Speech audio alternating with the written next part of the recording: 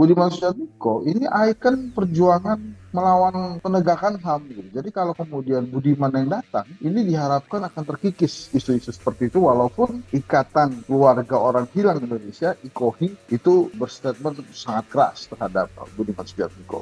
Karena KIJ, ya Pak Prabowo ini, jadi dia nggak terlalu peduli siapa wapresnya, yang penting dia bisa nyalon. Karena sangat mungkin dia nggak bisa nyalon itu kalau berhasil nih creating momentumnya Pak Jokowi sehingga Ibu Mega lihat gitu ya, itu mungkin akan jadi bargaining position yang bagus banget buat Pak Jokowi untuk masuk lagi ke PDI Perjuangan kan gini ya. Jadi kalau banyak yang bilang, jelas kalau saya tidak salah bukan dari kubu koalisi perubahan untuk persatuan tuh, katanya wah ini bakal dua calon gitu ya, jangan-jangan memang hanya tersisa Ganjar dan Anies Baswedan.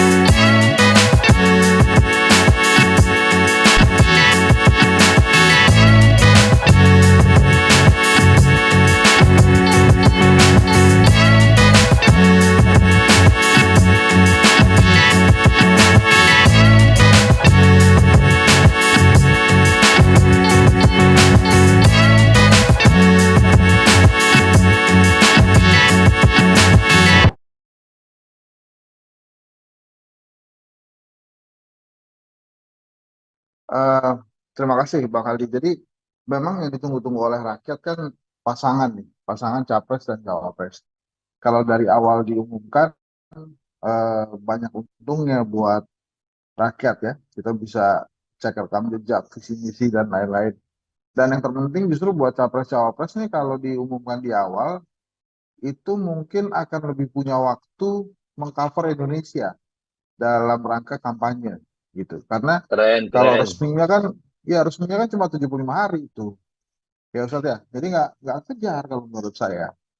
Nah, eh, terkait dengan konstelasi pemilihan cawapres itu kan Mas Anies sebetulnya diberikan keleluasaan oleh para anggota koalisi partai politik ya, partai politik anggota koalisi untuk menentukan sendiri cawapresnya. Nah ini sebetulnya menarik karena yang lain nggak begitu. Pak Ganjar misalnya, dia sangat mungkin itu tinggal disodorkan saja tuh. Jadi mungkin dia nggak bisa milih tuh. Apalagi Ibu Mega ya kalau sejarahnya nih nggak pernah memilihkan eh, calon wakil presiden buat petugas partainya itu sosok atau tokoh yang bisa melawan petugas partainya di periode kedua gitu. Jadi kita ambil contoh Yusuf Kala atau Kiai Ma'ruf gitu misalnya. Itu dua-duanya Bu Mega penilaian utamanya itu tidak berpotensi melawan calonnya, melawan petugas partainya. Jadi kalau sekarang berseliweran yang akan menjadi wakil presiden Mas Ganjar ya, misalnya Pak Andika atau Mas Sandi, itu pelaahan pertamanya itu pasti itu tuh. Ini nanti di periode kedua bakal ngelawan petugas partai saya atau tidak. Jadi Mas Sandi itu kalau mau jadi wapresnya Ganjar tuh harus memastikan dulu ke Ibu Mega dia nggak akan maju tuh. Pak Andika gitu ya, Pak Erik gitu. Sebut aja tuh nama-nama yang memang beredar sebagai calon wakil presiden termasuk Mas Ahaye ya, Bang Herzaki. Nah itu penilaian awalnya begitu. Nah, kemudian kenapa nampaknya PDI Perjuangan juga nyaman terhadap Kiai Ma'ruf? Karena memang Kiai Ma'ruf ini kan mungkin kita penilaiannya, wah Kiai Ma'ruf ini kerjanya santai nih. Padahal nggak santai dia itu menjalankan undang-undang. Secara undang-undang dia benar tuh. Kan dia standby aja menggantikan tugas dari presiden atau bila presiden berhalangan. Jadi kalau presidennya maunya kesana kemari sendiri, nggak ngasih tugas ke cawapres, jadi benar itu demi undang-undang gitu. Nah, jadi kelihatannya kalau Mas Ganjar itu akan disodorkan saja. Dia mungkin ya ditanya lah pasti ini kalau ini setuju nggak, kalau ini setuju nggak, tapi kelihatannya bakal disodorkan. Waktu Pak Jokowi seingat saya juga disodorkan deh, Pak Yusuf Kala itu ya. Nah, kemudian bagaimana dengan Pak Prabowo? Pak Prabowo ini kan KIJ nih, Koalisi Instruksi Jokowi. Jadi terserah Jokowi aja. Bahkan bisa nggak nyalon dia. Jadi Bang Ali gini, kan kita lihat ya, manuver Pak Jokowi 2 minggu belakangan ini adalah, ini kalau di dalam disertasi saya disebutnya creating momentum. Dia sedang mempersiapkan momentum untuk Pak Prabowo nih Pak Jokowi itu. Dimulai dari Effendi Simbolon, kemudian apa namanya Bang Budi Ari jadi menteri, hingga Budiman Sujatmiko mengunjungi Pak Prabowo. Itu sih saya dari awal yakin betul bahwa kunjungan Budiman Sujatmiko itu arahan dari istana. Itu nggak mungkin dia datang sendiri tuh ngetok-ngetok pintu ngetok pintu Pak Prabowo. Kenapa saya katakan sangat mungkin di istana? Itu yang menyambut satu partai itu, seorang Budiman Sujatmiko datang berkunjung ke rumah Prabowo Subianto, yang menyambut itu pengurus partai Gerindra lengkap, ketua dan sekjen. Jadi sangat nggak mungkin kalau nggak ada arah. Nah, kenapa kemudian harus Budiman ya? Karena Pak Prabowo itu kan salah satu hambatannya yang paling sering diungkit-ungkit itu kan HAM ya. Nah, Budiman Sujatmiko ini ikon perjuangan melawan penegakan HAM gitu. Jadi kalau kemudian Budiman yang datang, ini diharapkan akan terkikis isu-isu seperti itu, walaupun Ikatan Keluarga Orang Hilang Indonesia, IKOHI, itu berstatement sangat keras terhadap Budiman Sujatmiko. Nah, karena KIJ ya Pak Prabowo ini, jadi dia nggak terlalu peduli siapa wapresnya, yang penting dia bisa nyalon. Karena sangat mungkin dia nggak bisa nyalon itu kalau berhasil nih creating momentumnya Pak Jokowi sehingga Ibu Mega lihat gitu ya, itu mungkin akan jadi bargaining position yang bagus banget buat Pak Jokowi untuk masuk lagi ke PDI Perjuangan. Kan gini ya, Ganjar Pranowo itu kan tadinya anak emasnya Pak Jokowi itu. Pak Jokowi terlihat sekali mempersiapkan Ganjar. Tapi di 21 April itu diambil alih tuh anak emasnya jadi oleh Pak apa namanya oleh Bu Mega dari Pak Jokowi. Jadi dia nggak punya bargaining lagi tuh. Nah, kelihatannya dia saat ini sedang mencoba masuk kembali ke PDI Perjuangan dengan ikutan cawe-cawe di Ganjar Pranowo. Jadi kalau sampai nggak dipenuhi cawe-cawenya di Ganjar, ya saya ke Pak Prabowo gitu ya.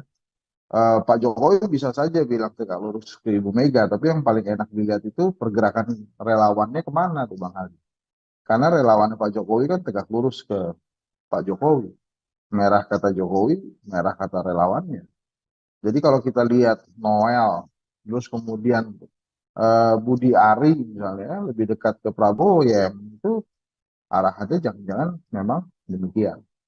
Jadi kalau konstelasi sih itu Pak Prabowo tuh mau dikasih Erick oke, pokoknya tergantung Pak Jokowi aja saat ini tuh.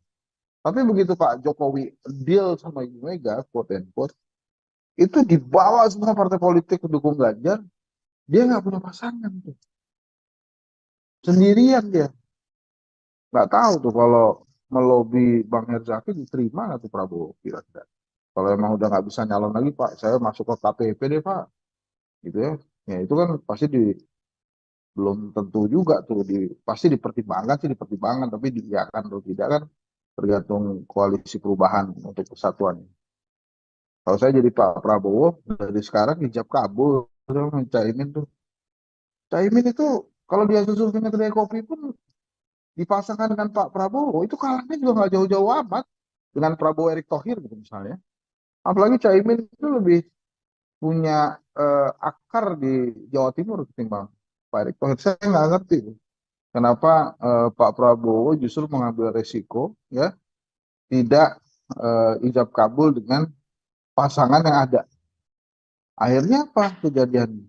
Waktu haul Bung Karno di GBK, Pak Prabowo nggak diundang oleh PDI Perjuangan, PKB-nya datang ke acara itu. Coba tuh kalau misalnya beneran kejadian, kayak misalnya kan kemarin Mbak Puan ketemu Erlangga, ketemu Caimin gitu ya.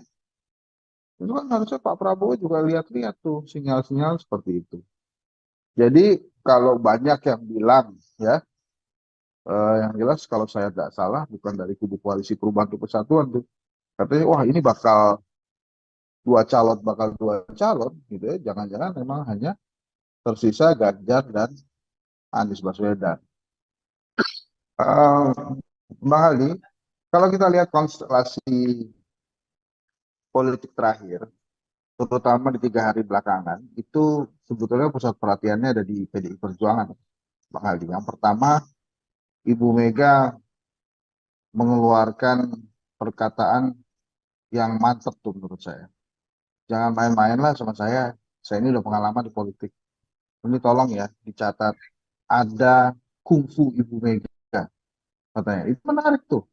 Tiba-tiba dia bicara kungfu Ibu Mega di saat Ustadz Mardhani ya di saat banyak manuver-manuver di antara kader-kadernya maupun petugas partainya. Itu kan pertanyaan besar. Ibu Mega bicara kungfu Ibu Mega ini untuk siapa? Apakah untuk umum politik lain? Ataukah untuk petugas partainya? Atau untuk kader? Gitu. Nah, kemudian yang kedua, hari ini kita lihat kemarin ya, pertemuan antara Erlangga Hartarto dan Caimin. Itu juga menarik. Kenapa saya katakan menarik? Pertanyaannya kan dua.